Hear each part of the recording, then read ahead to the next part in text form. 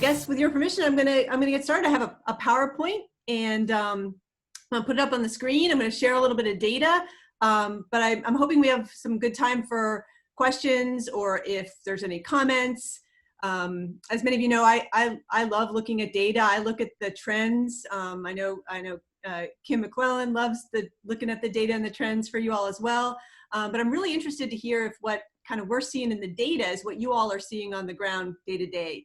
And then to offer a little bit of an outlook for what we expect the end of 2020 and into 2021 might look like. So I'm going to share my screen, and I will also be sending the PowerPoint out so that for folks who either weren't able to come or want to kind of review the slides, they can have access to the data. So yeah, so let's get started. I want to talk about a few key trends that will be affecting the market going forward. I'm just setting my clock here. I want to make sure that I stay close to time so I don't run over. Talk about a few key trends that are really affecting Virginia's housing market in the Fredericksburg region, as well as more broadly across Northern Virginia and Central Virginia, and even into states and parts of the southeast and southwest part of the state. The first has to do with the economic recovery, and we'll talk a little bit more about this, but what we're seeing is more and more what we're calling a K-shaped recovery. What that means is, while we're hearing a lot of good news in the economy for some folks, the stock market, for example, is doing really well. We're seeing job growth in some sectors. We're seeing savings rates up for some people. There is a whole group of folks for whom the economy is not recovering. And we're sort of seeing this divergence in who is benefiting as we've entered into this phase of the economic recovery. Second key trend has to do with interest rates. You all are well aware of the fact that rates have been so low, and this is making purchasing a home very attractive. It's also making refinancing very attractive, and the number of mortgage applications is just up significantly this summer as folks are taking advantage of those low rates. What happens with those rates will really have a big impact on our market going through the rest of the year and into 2021.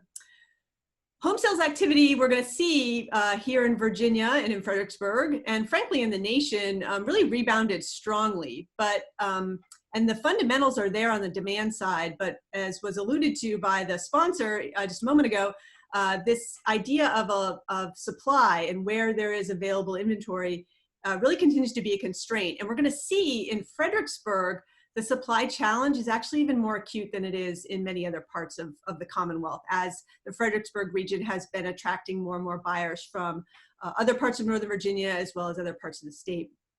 And then lastly, we'll talk a little bit of what we expect in the longer term. We've heard anecdotally in some of the media have been reporting on a shift to small towns and more suburban markets, rural areas where folks can work from home, and present a little bit of data on whether we're seeing that here in Virginia. So I'm going to start first with just one overall look at the economy. We have a measure of GDP, which is gross domestic product, a measure of the entire economy, down 33% on an annualized basis for the second quarter. We knew that was going to happen. There was a lot of projections that the second quarter was really tough as businesses were closed and folks were forced to stay at home. Q3 and Q4, we're expected to see GDP grow a little bit, but there's just a lot of uncertainty still in the economy. And I think people are still taking a little bit of a wait and see approach on what the economic recovery will look like this fall. In Virginia, we lost jobs this spring as businesses were forced to shut down. We lost about 400,000 jobs in the Commonwealth, but we've had job growth for the past 3 consecutive months. Although the pace of jobs being added back to the economy has been slowing a little bit. One positive note, if it's odd, I guess odd a little bit to think of an 8% unemployment rate as being positive, but the unemployment rate continues to fall in Virginia. That's that dashed red line that you see there. It really spiked, but unemployment rate has fallen and hit 8% in July. Nationally, we're not expected to hit an 8% unemployment rate until the end of the year. So we're a little bit ahead in the recovery compared to some other parts of the country. One thing we get to look at every week is the number of folks who are applying for unemployment benefits. So that's that light blue dashed line. It shows the number of people who have newly lost a job and applied for unemployment. And that number has increased in March and April and has been steadily on the decline. And the solid line are the folks who are continuing to receive unemployment benefits.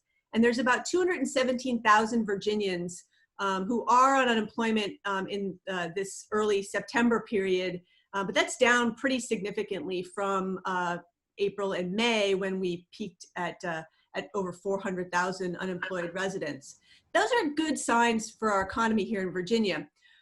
You know, we look at a lot of economic data, but one piece of information that is really, I think, telling is this measure of consumer confidence.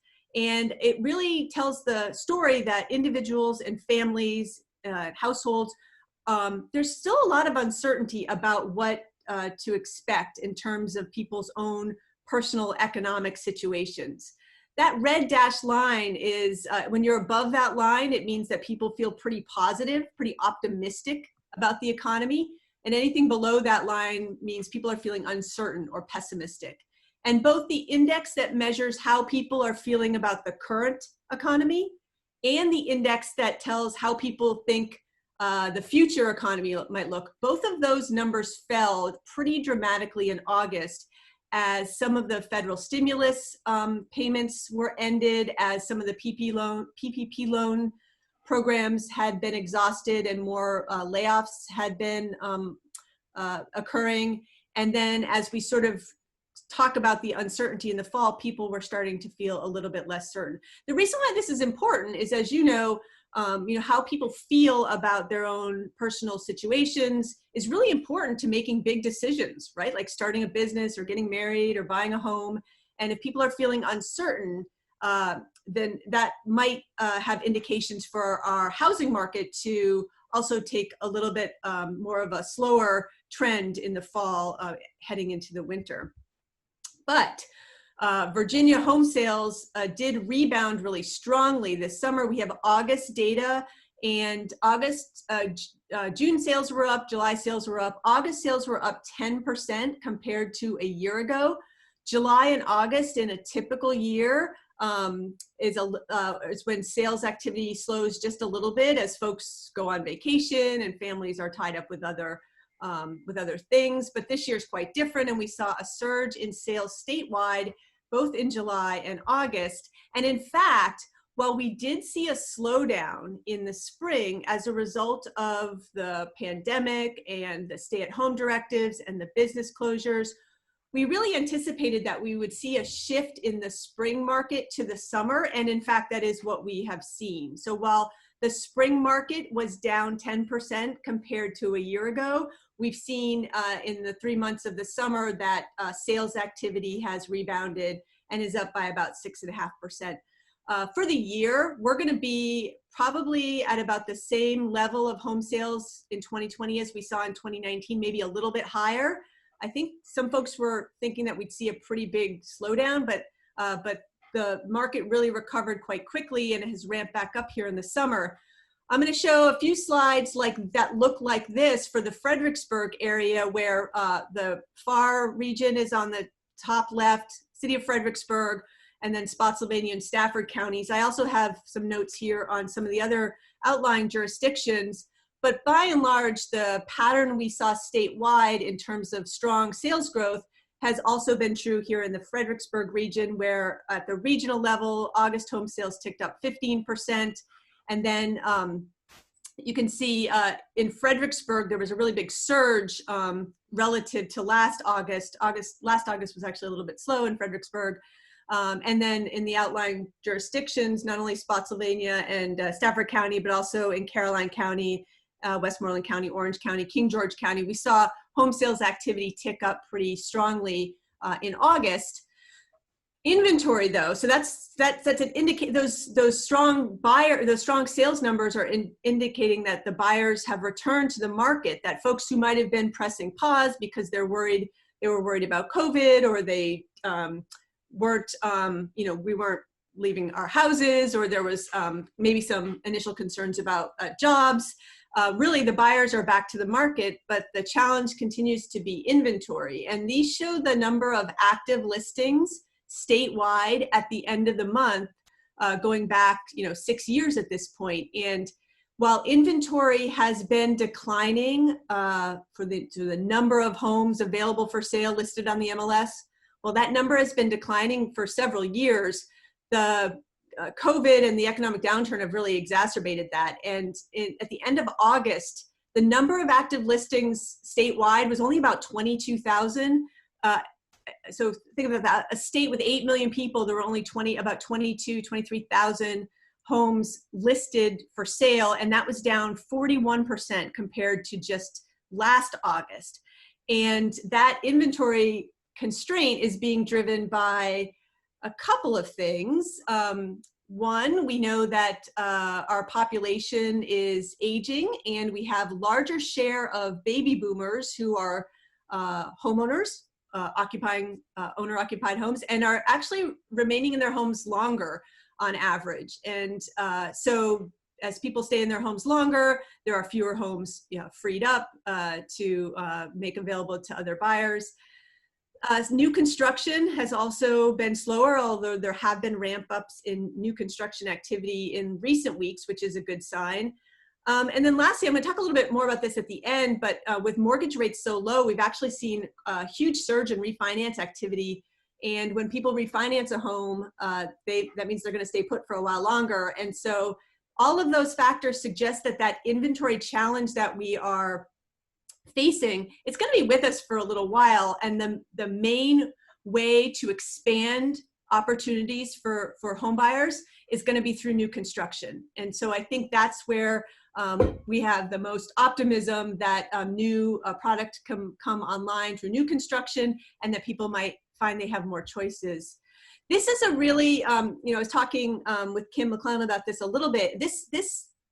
I'm not sure if this is the best way to show this, but I was trying to get at this idea that, every month there are new listings that come on the market, and then every month there are homes that go under contract or that are closed. And for the past 8 months, this gap between the number of new homes that are coming online, the new listings, and then if you take away the homes that are going under contract or that are closed, there's this huge inventory gap, right? So the new inventory is not coming online fast enough to meet demand, because demand in the form of sales and pending sales has just grown while the number of new listings has either shrunk or has come on much, much more slowly. So this chart is intended to show that over time, the drawdown of the inventory of available homes for sale at the statewide, it's just getting harder and harder for would-be home buyers to find a home,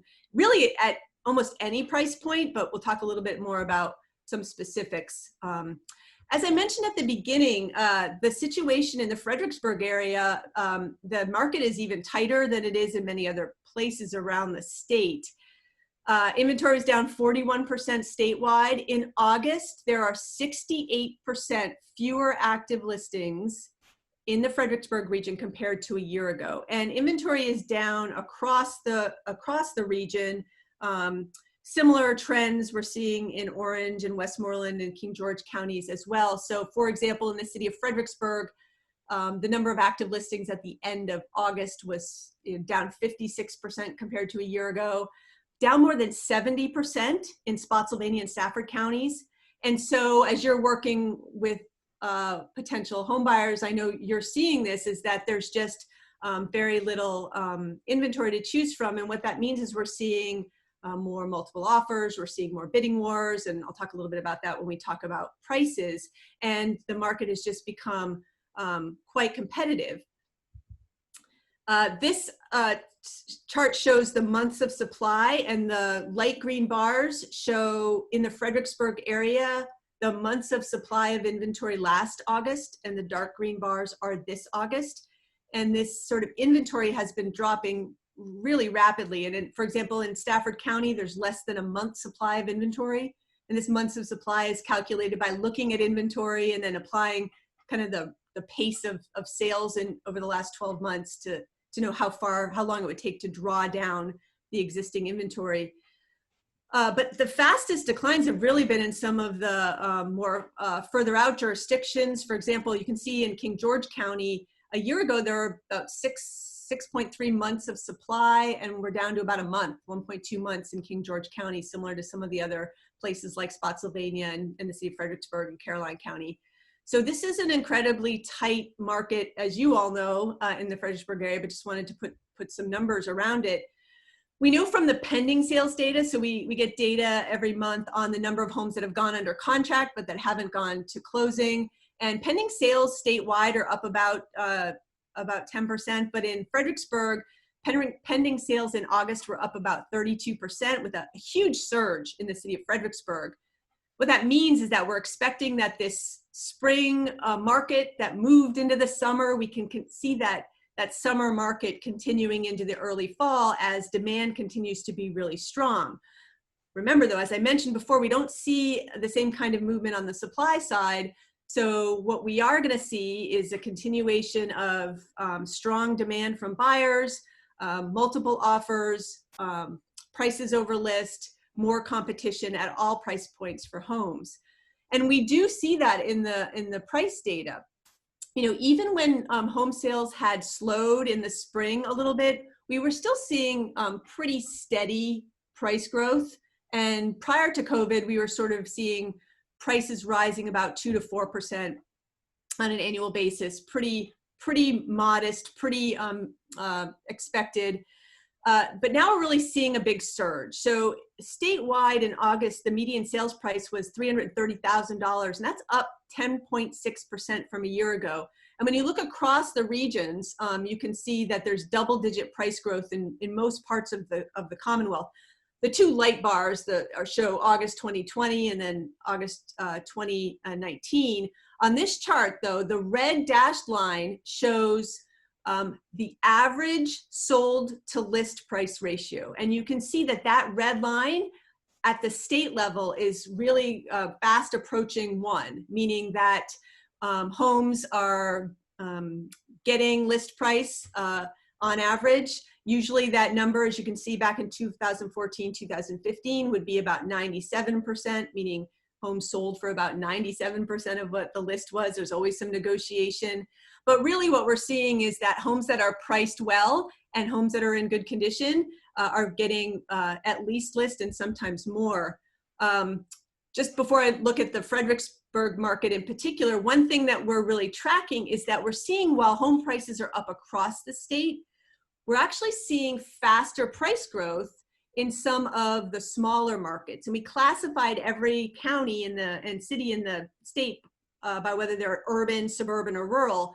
We're actually seeing the fastest price growth in rural markets. And I'll come back to that. And we can talk a little bit about whether we think that this movement towards smaller markets is part of a longer term trend, or if this is just something that's happening here while we're still in the midst of the coronavirus. As I mentioned, demand is strong across the price points. And, you know, we were talking, I heard a little bit of talking about these entry-level homes statewide. Now, this isn't Fredericksburg. This is statewide. Homes that I'm calling entry-level, priced below $300,000, make up about 44% of all the sales in August. So that's statewide, you know, every market. But you can see that that's down from more than half in August of last year. So last year, more than half of homes were selling for under 3, and this year, only about 44% of homes were selling for under 300,000. But the tightest part of the market really seems to be in this mid-level and even the higher end homes. So you can see that light blue box, homes priced between 3 and 600,000 are about 40% of sales statewide. They sell in about 31 days on average, which is faster than the overall days on market.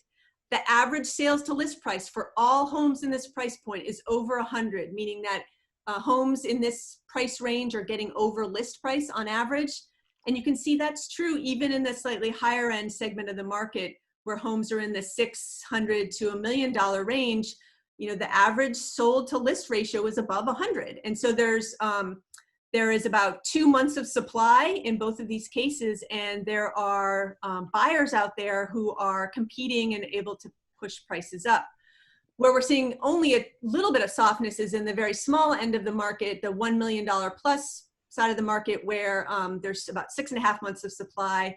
Homes take a little bit longer to sell, which is pretty typical. But really, I was expecting this to show a lot more competition on the entry level, but we're really seeing it in the mid-level, and I'm going to talk a little bit more about why we're seeing that.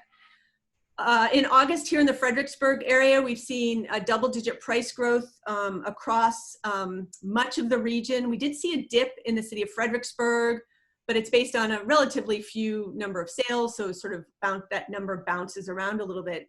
But you can see in Spotsylvania County and in Stafford County, for example, that red dashed line is saying that in those counties in August, on average, homes were closed at prices that were above the list price.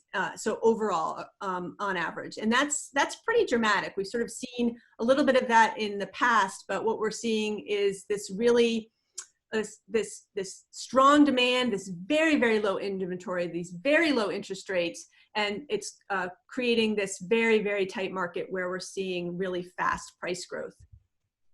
In fact, in a recent survey we did of Virginia Realtors back at the end of August, we found that nearly all Virginia Realtors are seeing multiple offers or on homes, whether they're working with the buyer or the seller. And according to Realtors, they're seeing those price ranges across those multiple offers on homes across price ranges, but a lot in those entry-level homes as well as the mid-level homes is where there's a lot of pressure. There's been some conversation about whether we expect with the recession lingering, with the recovery being so uncertain, whether we expect that there'll be more foreclosure activity, and whether if there are foreclosures on the market, if foreclosures become a big issue, will that dampen home price growth? Will we see prices fall? Well, first of all, we just need to be very clear that the recession we are in now is radically different than the recession we had back in 2008, 2009. And there's absolutely no reasons, the fundamentals are quite different, to expect foreclosure activity at anywhere close to the pace we saw back during the last recession. In fact, you can see from the data, we know the number of foreclosure filings for the first 6 months of the year are actually lower in 2020 than they were in 2019, and they've been on the decline. A lot of that has to do with the fact that there was a federal ban on foreclosures that were backed by Fannie Mae and Freddie Mac, and that has been extended to FHA-backed properties. There's also the federal forbearance program. About 7% of mortgages have entered into a forbearance program, which allows people to delay mortgage payments and to work with their lender to take a pause on paying their mortgage if they're in a financial crisis. So if we look at the future a little bit, you can see on the right-hand side, there's another chart, and it shows that foreclosure rate on the right is red, is really pretty low. But what we're seeing is that delinquencies are on the rise a little bit, although they fell off in July. And so the upshot of all this is that we will likely see an increase in delinquencies. We will likely see an uptick in foreclosure activity, but the impact is going to be very, very modest, and we don't expect it to be big enough to have a major impact on inventory, a major impact on supply, or a major impact on prices. So just to sort of kind of round this out and think about where we've been, and then talk about where we're headed, I think it's been really remarkable, as we've talked about the economy and we've talked about the housing market, to see that the housing market has really been a leader in this economic recovery. And we've really experienced what economists call this V-shaped recovery in the market, where there was a downturn, but then a very sharp and very quick recovery. This data is at the national level. So we've seen this housing market recovery, this V-shaped recovery across the country. And there's a few reasons for that. And I think these are important to keep in mind as we think about where the housing market might be headed. So just the first is We have heard a lot about job losses. We've heard an awful lot about unemployment, and I do not at all want to minimize the challenges faced by individuals and families that have experienced job and income losses. But what we do know is that job loss has been very highly concentrated in just a few sectors. For example, about 1 out of 4 unemployed Virginians was working in the accommodation and food services industry, so restaurants, bars, hotels. Not surprising, those are the places that were forced to close and that are having a really hard time reopening given some of the restrictions still in place. It turns out that folks in the industries that have been hardest hit by the downturn, those are folks who are more likely to be renters rather than homeowners. They tend to be younger, tend to have slightly lower wages. And so the industries that have been less affected, like professional and technical services or finance or even government, these are folks that tend to have higher wages.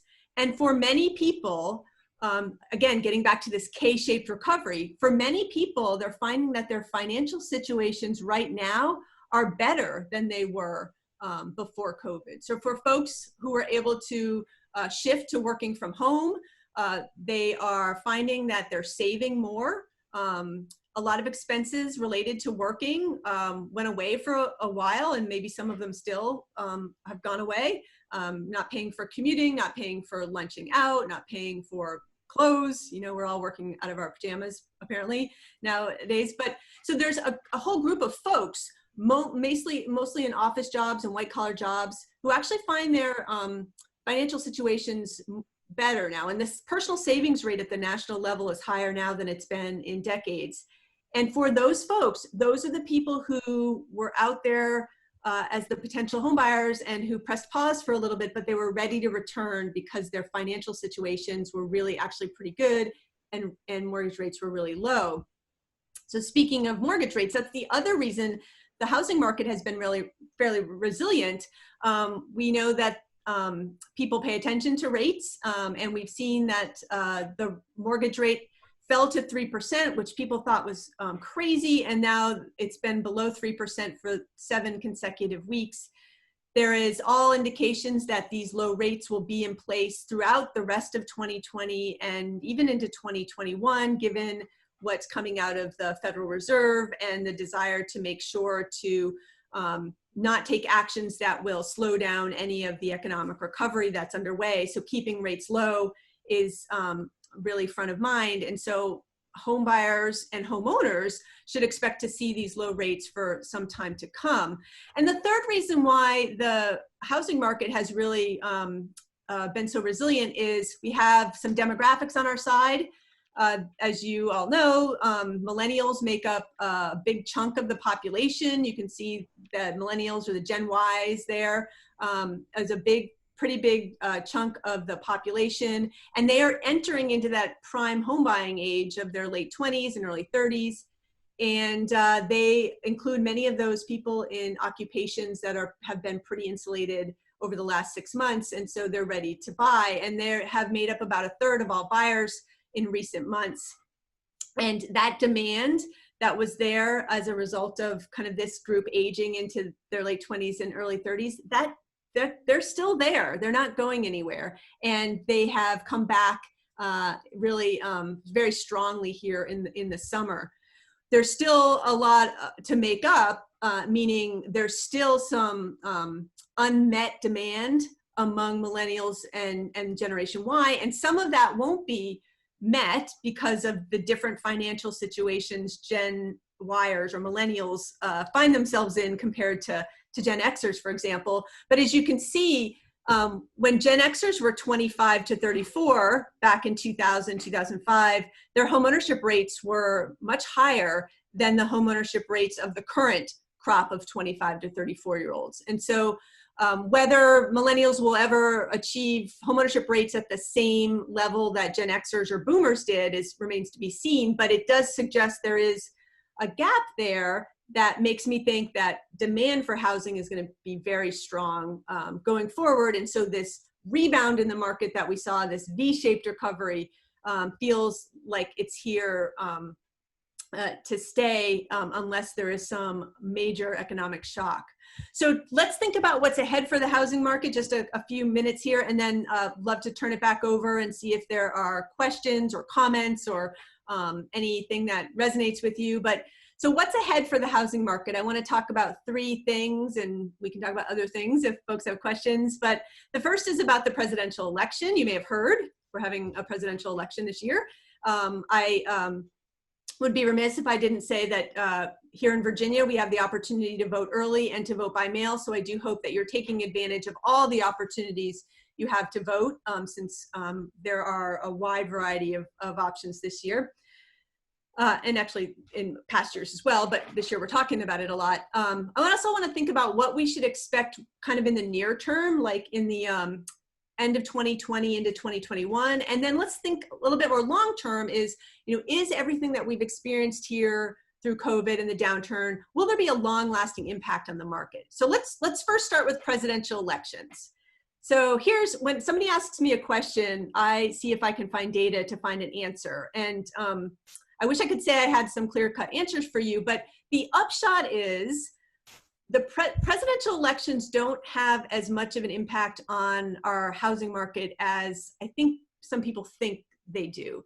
There's 2 ways a presidential election could really impact the market. The first is if we're hearing very different messages from the candidates related to how homeownership might be incentivized or disincentivized, right? So if you had some candidate who was running for president saying that they were interested in getting rid of the mortgage interest deduction, and whether that's politically feasible to actually implement or not, that would send a signal that might make someone go ahead and buy a home before the election to help ensure, like, insulate themselves against that policy change.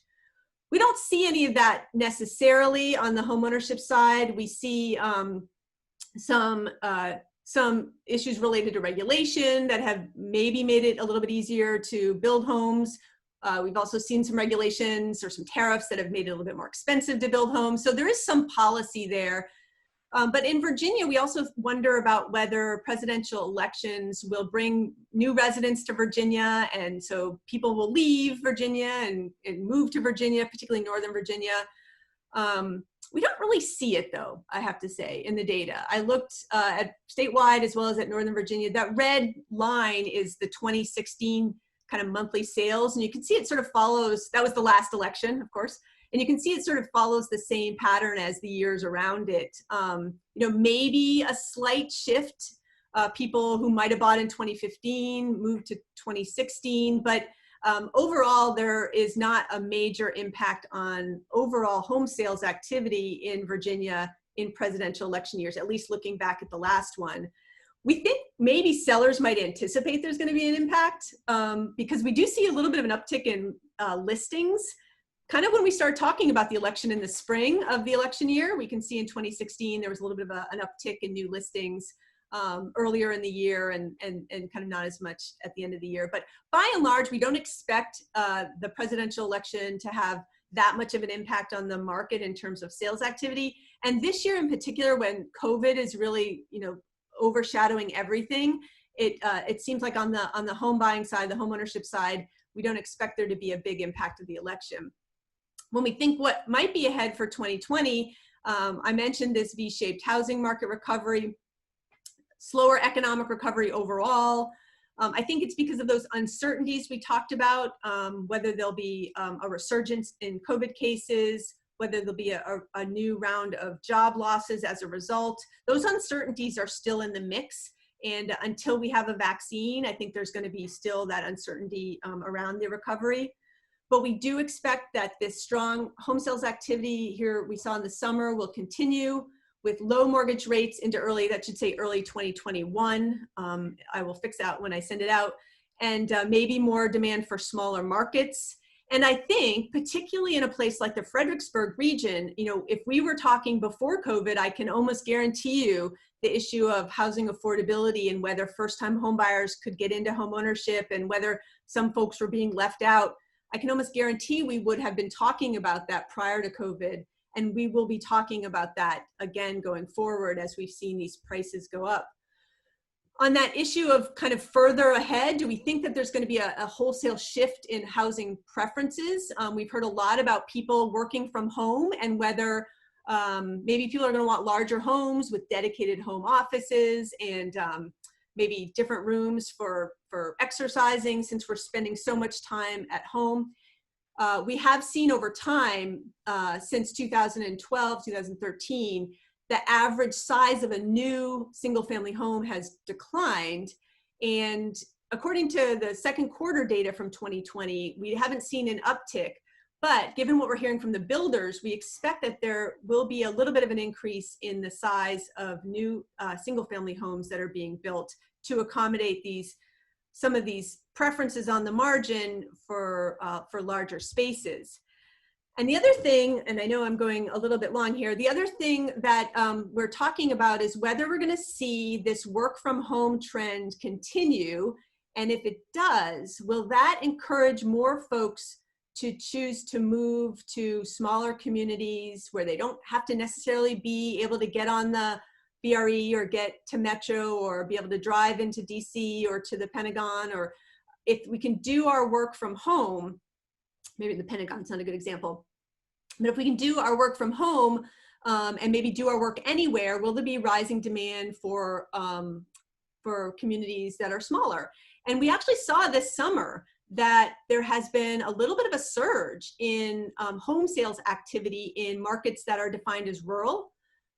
So there are 15% more sales this summer compared to last year in rural markets. The suburban market was also up strongly, 12% higher sales activity.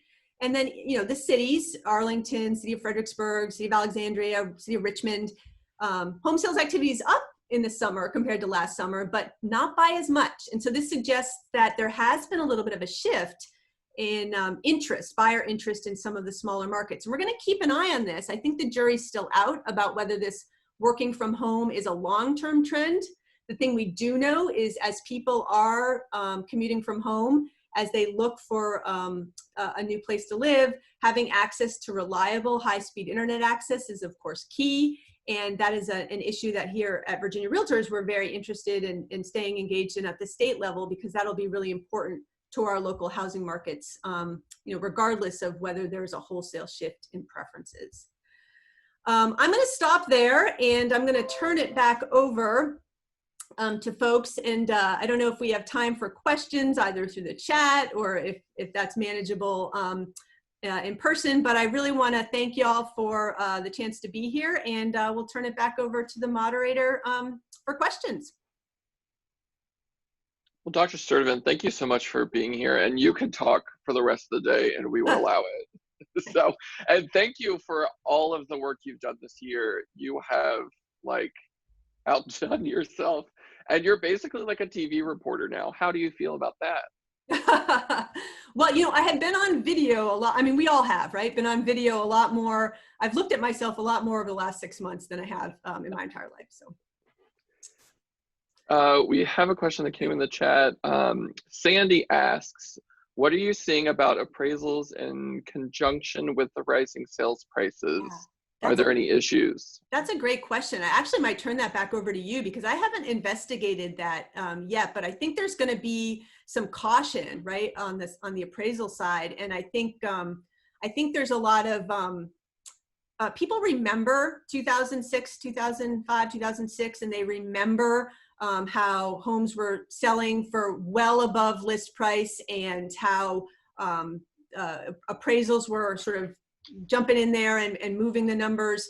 I just have to say one thing is that the price appreciation we're seeing now is very strong, right? It is double digit, and we remember double digit price growth from 2006. It is not the same double digit price growth. It is growing because we don't have enough homes and we have more people who want to buy homes. It's growing because we have demand that far outpaces supply, rather than having a mortgage system that is allowing for more flexibility and lending standards that might be driving up prices in a way that's more artificial. Low interest rates are helping to push prices up, but I do want to be very clear, and as you're talking with folks that you're working with, that the price appreciation shouldn't be unexpected, frankly, when inventory is down 68% and home sales are up 30%. I say, you know, there's not everyone likes economics. Not everyone wants to be an economics major, but even that's like a logical thing, right? If you have more people who want something and you have less of it, prices go up. It's just the way that we are. And that is where we're at now. And I know, Drew, I didn't answer the question about appraisals. I diverted around it because I wasn't sure the answer, but I think that's one of the things that we need to keep paying attention to over the next few weeks. Exactly. And we got another question in the app, and they wanted to ask you about the rental market. Any info to provide on supply/pricing? Okay, so that's a great question. And I'm super excited that beginning in the first quarter of 2021, Virginia Realtors is going to begin putting out a quarterly commercial market report that's going to look at multifamily, as well as office, retail, and industrial. So we can talk about that a little bit if we want to too. On the rental side, I think one of the things that we get, one of the things that I like to do is to make sure that we kind of put in context maybe what we're hearing at the national media. And we're hearing things like in New York City, vacancy rates are skyrocketing and rents are falling. We're not seeing that same pattern here in Virginia.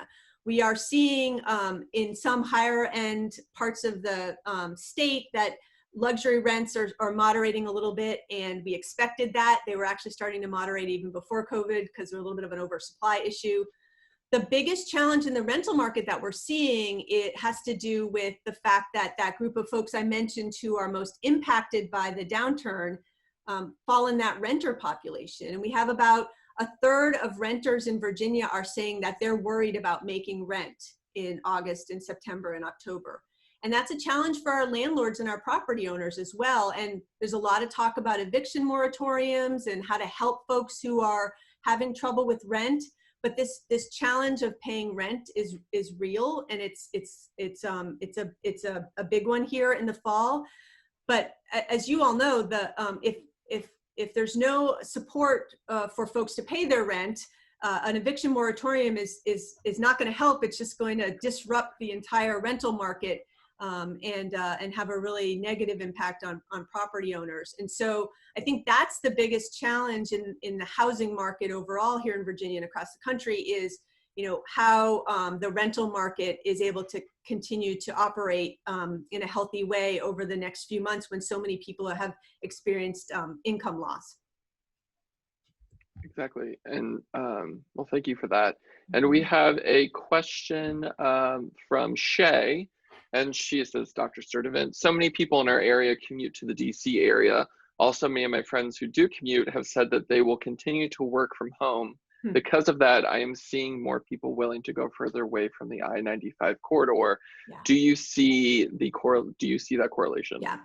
Okay. So I'm a cautious person. So I think, let me just put that out there first and foremost, because people ask my opinion, and you have to keep in mind it's my opinion. I base it on a lot of data. But we do know that in the Washington area, a new study came out that said that only about a third of the Washington region's employers are having workers come back this fall, and that the majority of them are sort of phasing it out next spring, next summer. So we're going to see this working from home thing for the next year for sure. But the question you're asking, I think, is whether there is a longer term impact and whether people are going to work from home permanently. And I think there's going to be a set of folks and a set of employers that working from home permanently is going to be in the equation. But, and this is really important, but there are a lot of people jonesing to go back to the office. And I don't know about you all, when your offices reopen, some of you I think did reopen. I heard a lot of people saying, thank goodness I can go into the office. There are a lot of employers that have recognized that people can be really productive at home.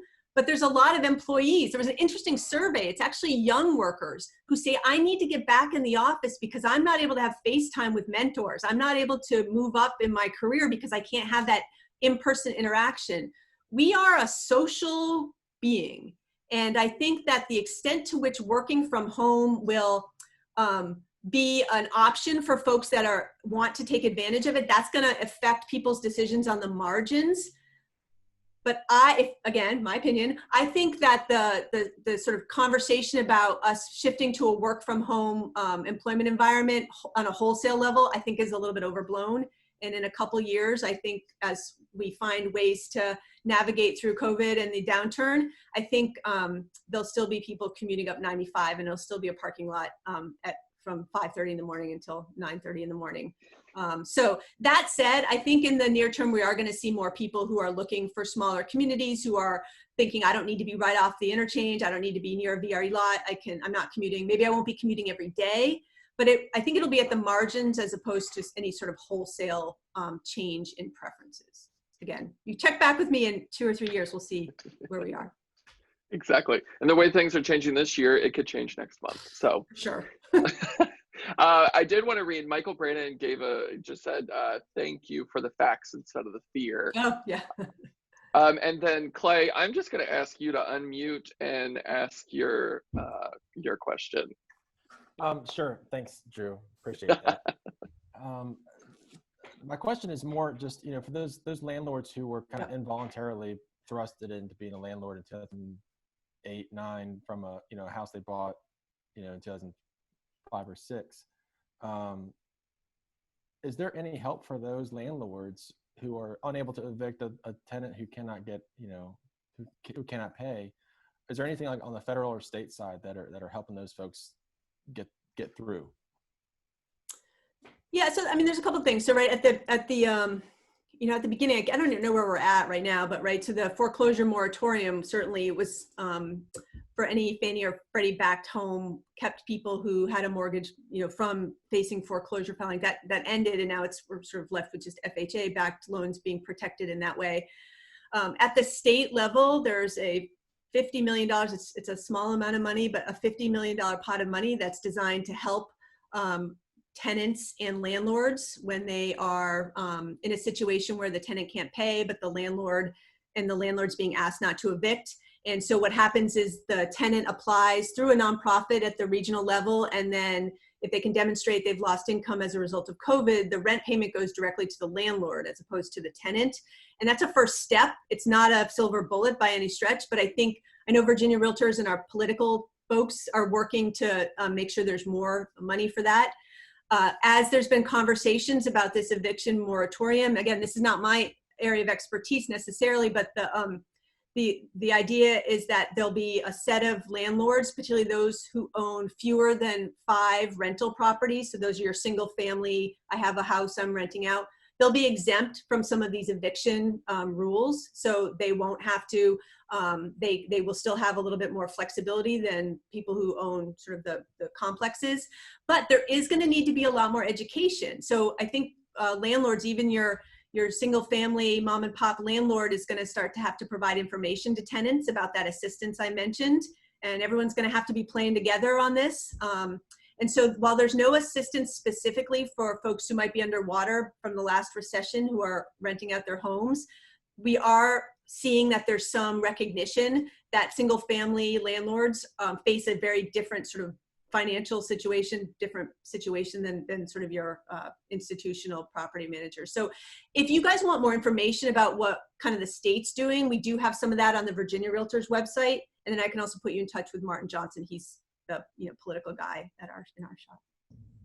And Drew, if you don't mind, I'll jump in. I popped in the chat the United Way's link.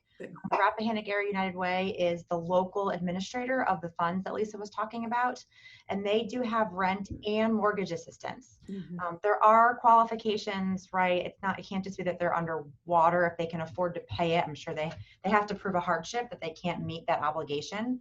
But if you have folks who are in a position where they cannot meet their mortgage obligations, they do have funds through the United Way, and they are putting it out all over, and they can pay as far back as April, and they can pay as far ahead as October. So they have some leverage to be pretty helpful. Thank you, Kim. Any more questions before we let Dr. Sturtevant go? We did have one other question in the app regarding the election, if the election will have any effect on the market. Do you have any thoughts on that? Yeah, so kind of just, reiterating a little bit what I said during the presentation, I think overall in past presidential election years, at least in 2016, which is as far back as my data go, we haven't seen a lot of impact on the housing market. You might expect in Northern Virginia, right? You would think, oh, well, new cabinet folks coming in, new Congress people, new senators. Well, a couple things. We see a lot more churn on the Hill and in Washington, D.C., rather than people wholesale leaving and coming in, right? If you worked for a senator who got voted out, then you go work for a lobbyist on K Street. Or if you were in the executive branch, you might go up to the Hill when your party switches party. We don't see as much like wholesale moving in and out as we might think. And then the second point that someone made to me was a super good point is you think about all the new folks in Congress coming in with their staffers. These kids are like 22, 23, 24, 25. They're living 5 to a house in a group house. You know, they're not in the housing market to buy. It's a different population altogether. And so while we do see some churn, we've seen in the Northern Virginia markets, like in Fairfax and Arlington, Alexandria, maybe a 2 to 3 percentage point difference. You know what it reminds me of? Of Amazon. We thought Amazon was going to be this huge impact, but in the grand scheme of our huge housing market, it actually ends up being kind of a small impact either way when there's an election. And I actually was going to ask that. Has there been any effect? Right. Where is the talk about Amazon now? We were like all Amazon all the time. And I haven't been following it as much as I should, but I live up here in Northern Virginia. I live in Fairfax County right now, but I was living right near the Amazon site before a couple years ago, and they are still building. They're building out their office space, right? There's a new residential building under construction. They are hiring people. They announced nationally they're hiring like 100,000 more people. Amazon is on fire right now. And I think the progress in Arlington is continuing, I think, at the pace that they expected. And so I think that's part of the reason why we saw in Northern Virginia that home prices are up, double-digit rates, that the median sales price is, I don't even know, the northern region I have is too big to make any sense, but we're seeing prices go up so fast up there because we are seeing strong demand. And some of that is Amazon, but most of it is just the sort of demand that we were seeing beforehand. So Amazon, 100,000, yeah, huge. Yes, there's a huge job fair. Amazon is hiring. And I know that we have, I think 10 or 11 fulfillment centers in Virginia. And I think they have 3 more that are planned for various locations around the state. And they'll be hiring for those jobs as well. Well, thank you. And people did ask, and I believe you said this, but correct me if I'm wrong, you were going to be sending your slides over to Kim. I will. I'll make that one correction that I saw, and I will send them over to Kim as soon as we get off.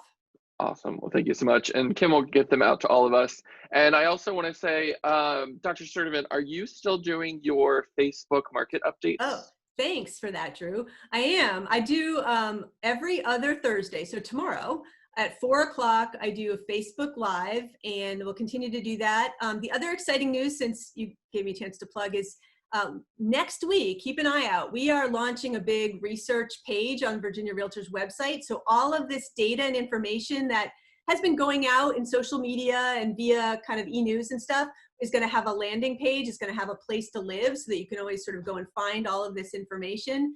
And so we're going to continue to expand the types of data analysis that we're able to share with members and the general public. Awesome. Thank you so much. So yeah, so if you didn't know, everyone, she's every other Thursday, Dr. Sturtevant is on Facebook, on the Virginia Realtors Facebook page. So please follow her there. All the information is amazing. So again, thank you so much for being the face of Virginia Realtors on Thursdays. So thank you so much. Yeah. Thanks for having me, guys, and best of luck with the rest of your fall. Thank you so much.